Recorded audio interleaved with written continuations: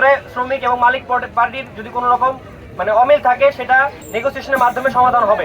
গতকালকেও শ্রম মন্ত্রণালয় থেকে বলা হয়েছে এবং এই যে রেসপেক্টেড আইজিপি পুলিশ ওনার সংবাদ সম্মেলনে ডিরেক্ট বলে দিয়েছেন যে কোনো রকম রোড ব্লক এখন থেকে এটা গ্রাহ্য করা হবে না।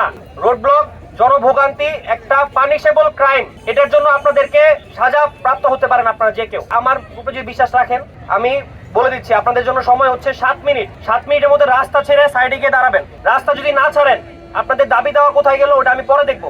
আগে এখানে রাস্তা আমি ক্লিয়ার করবো। আমার কথা পরিষ্কার, আমি আশা করি 7 মিনিট সময়। 7 মিনিট পরে এখানে যারা থাকবেন তারা আমার ডিরেক্ট আদেশ ভঙ্গ করছেন এবং এই জনভোগান্তি ক্রিয়েট করছেন, এই মানে পানিশেবল ক্রাইমের আন্ডারে আপনারা জেলে যাবেন।